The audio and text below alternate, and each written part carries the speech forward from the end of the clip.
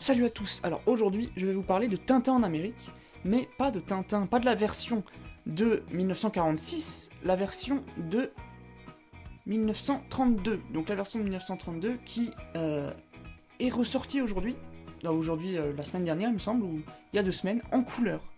Ce qui est très intéressant parce que ça permet de voir l'évolution effectuée par Hergé au fur et à mesure des années. Alors, je l'ai avec moi et on va pouvoir la comparer un peu avec donc cette fameuse version de 1946 que tout le monde connaît, qu'on peut acheter en librairie normalement. D'ailleurs, j'ai fait des recherches et j'ai découvert que c'est le Tintin qui s'est le plus vendu. Je saurais pas vraiment expliquer pourquoi, parce que moi ce Tintin, bon, je le trouve, il est pas mal, mais c'est comme les premiers Tintins, quoi. Ils sont pas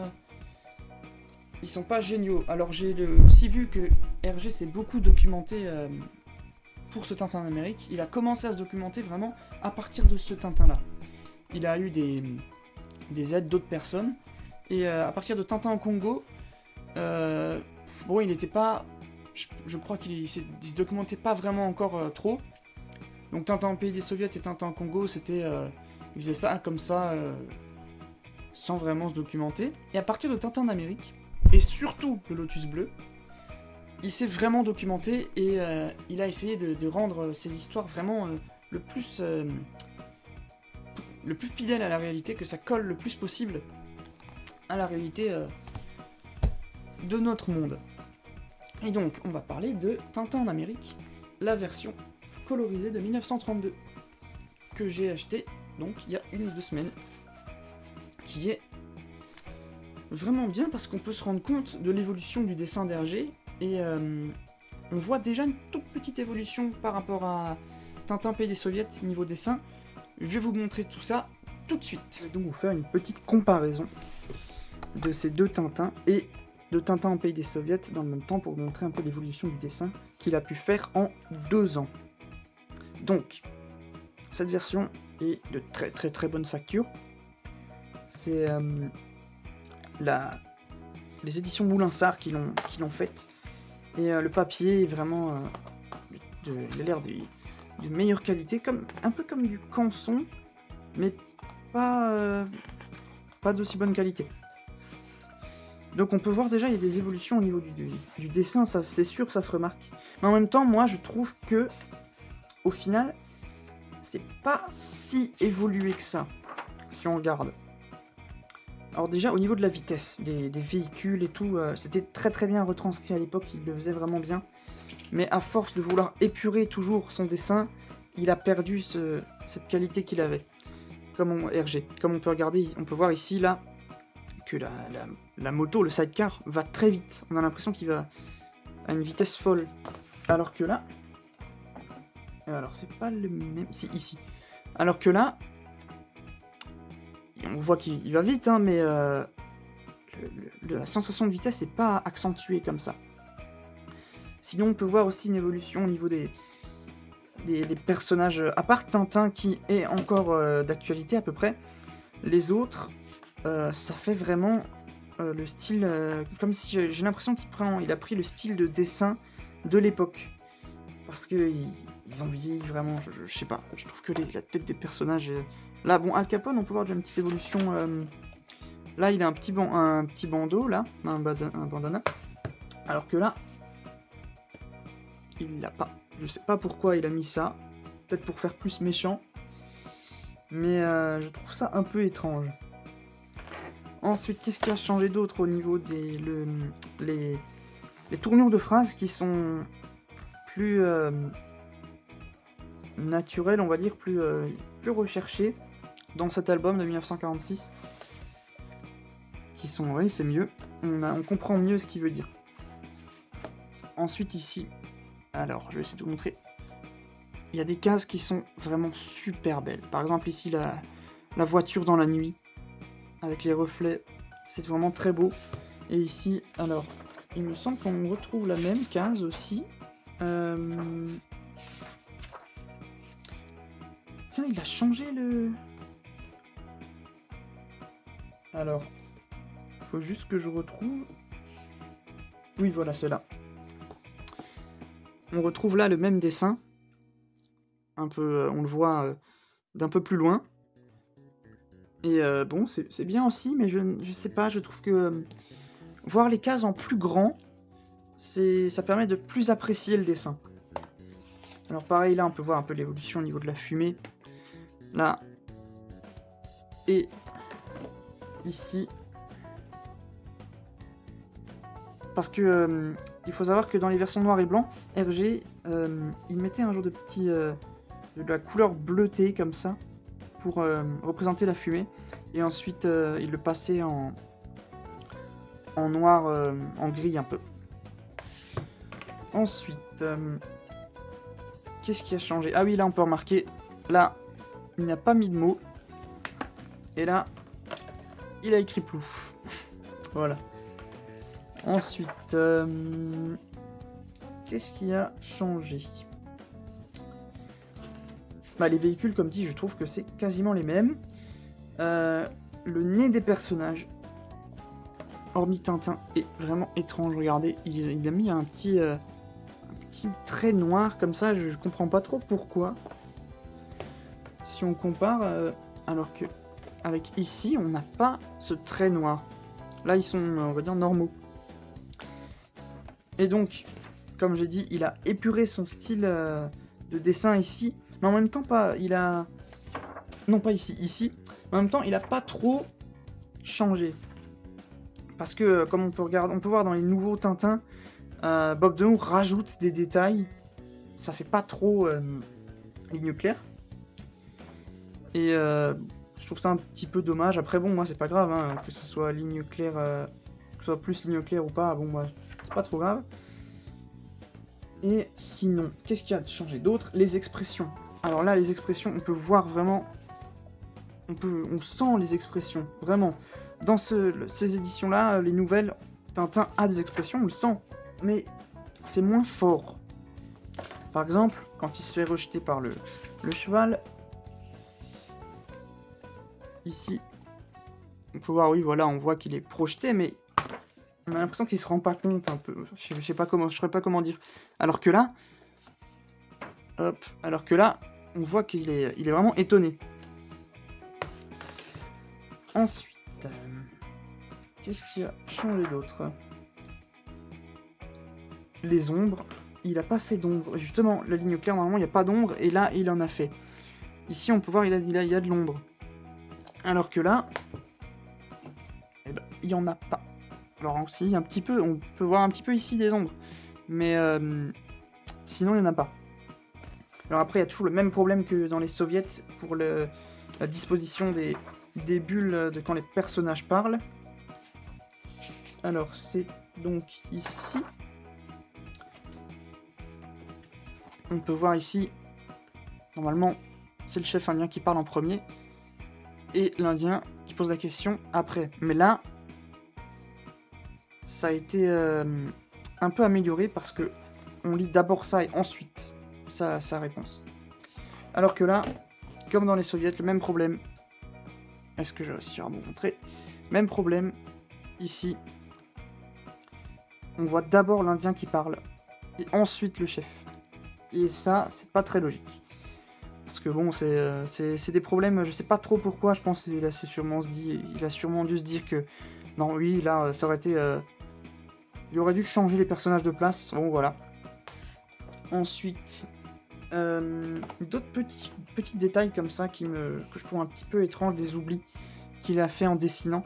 Ici, par exemple, les coloristes, ils ont été obligés de faire un dégradé. Parce que il n'y a pas, ici, la limite entre les deux couleurs. Et je comprends pas trop pourquoi il l'a pas fait. Bon, c'est un peu étrange. Mais là, oui, vraiment, on sent les expressions. Regardez ici, par exemple, Milou, comme il est étonné, il ouvre grand les yeux. Et je ne pense pas, et je crois pas que dans cette version-là, c'est aussi significatif. Oui, on voit, bon, il a mis plein de couleurs, plein d'étoiles, mais je trouve qu'on ressent moins les émotions des personnages. Oui, là, pareil, il est vraiment étonné, ça se sent. Donc voilà, il y a des petits trucs comme ça qui ont changé. Ouais, mais vraiment, les personnages, ils ont des têtes assez étranges. Comme si en fait Hergé a dessiné l'œil, un début d'œil, mais qu'il n'a pas mis en blanc. Et là, regardez, là c'est vraiment l'effet de vitesse, c'est là où c'est le plus saisissant ici, vraiment. On voit que le train va vite, on voit l'horizon, et c'est super bien retranscrit. Ben voilà, c'est un peu ce que je pouvais vous dire à propos de ce Tintin. Je vais juste encore vous montrer l'évolution faite par rapport à Tintin Pays des Soviets, parce que c'est très intéressant aussi. Ici, les premières cases de Tintin. C'est totalement différent, c'est pas le même. Rien que à la fin des Soviets, hein, il a fait une évolution énorme. Il s'est vraiment amélioré en un seul album. Regardez ici, c'est déjà beaucoup plus clair. C'est beaucoup mieux quand on compare. Là, c'est vraiment les traits sont grossiers. En plus, il utilise même pas une règle. Hein, si vous regardez au niveau des traits, il y a des petits sauts comme ça. Ça fait pas très professionnel. Mais bon, il s'est amélioré. Et puis à la fin, ça donne un album que moi, je trouve très très bon. Les Soviets, je crois pas que les gens l'aiment. Bon, voilà, mais c'est dommage parce que moi, je le trouve intéressant. On voit l'évolution de Tintin, on voit le début. C'est bon, l'histoire est un peu enfantine, tout ça, mais bon, moi, j'aime bien. Et là, aussi quelque chose qui a changé par rapport aux Soviets. Tintin a une bouche. Et oui, parce que là, on peut voir qu'il a une bouche, alors qu'ici, dans les Soviets, il n'en a pas du tout. Quasiment pas, il me semble. Déjà une erreur là, assez étrange. Mais oui, on voit là, il a un petit début de bouche, mais souvent, il le met pas. Enfin, voilà, il y a des petits détails comme ça. J'ai aussi remarqué autre chose avec ses oreilles. Par exemple, ici, c'est un genre de petit C, alors que là, ça fait un motif un peu bizarre. Après, la houppette, pareil, elle les change souvent. Là, c'est en petit pic, alors qu'après, un peu plus loin, il la redessine correctement. Ici. Enfin, voilà, il y a des petits trucs comme ça qu'on se rend compte quand on a les premières versions dans les mains. Il prend aussi moins de place pour certains textes. Là, par exemple, ce texte, il prend toute la place. Alors que dans l'édition de 46, eh bien, il prend pas autant de place quand les personnages parlent. Là, il a fait une grande bulle pour tout le texte. Et au final, par rapport aux autres cases, ça va, ça prend pas toute la place. Ah oui, petit détail assez important. On voit Rastapopoulos pour la première fois ici, dans Tintin en Amérique. Mais il n'a pas vraiment de rôle. Pareil ici, on le voit aussi. Mais vraiment, les têtes des personnages, parfois, je me demande qu'est-ce qu'il a fait. Regardez sa tête, là, à lui. Vraiment étrange. Hein. Et pareil pour les femmes qui sont là. C'est vraiment bizarre, il a fait des genres de... Comme si elle s'était pris un coup de poing. Je sais pas s'il voulait faire les joues un peu roses, mais il a fait un genre de quadrillage assez étrange. Mais bon, ce que j'aime bien dans ce Tintin en Amérique de 1932, c'est que on sent que les méchants sont des mauvais gars, vraiment. Si on regarde leurs têtes, ils sont tous des têtes de bandits, de gangsters. Donc voilà un peu tout ce que je pouvais vous dire sur ce Tintin en Amérique. Et j'ai aussi remarqué qu'il a un peu changé il a changé des choses dans cette version de 1946, mais j'ai l'impression aussi qu'il a fait un peu un genre de... qu'il a décalqué son dessin. Parce que quand on compare, regardez par exemple la voiture ici, et quand on compare avec cette voiture-là, j'ai l'impression que c'est exactement les mêmes. Et qu'il a rien changé. Alors il a modernisé les personnages, mais les décors et les véhicules, pas tant que ça. Alors après, bon, là, il a changé un peu la disposition du bateau. Là, on le voit s'éloigner au loin. Là, on le voit qui arrive. C'est des petites choses qui ont changé comme ça. J'espère que, en tout cas, je vous ai appris des choses. Et franchement, je vous remercie J'ai vu que j'ai 400 abonnés, c'est un truc de fou. Je parle de Tintin, enfin je sais pas, c'est vraiment génial parce que si je peux vous apprendre des choses par rapport à ma passion, par rapport à Tintin, et que mes vidéos sont intéressantes pour vous, c'est vraiment le principal. Et en janvier, j'étais à 160 abonnés, et là, je suis à 400. C'est un truc de malade. Vraiment, j'arrive pas à réaliser que j'ai 400 abonnés, c'est un truc de fou.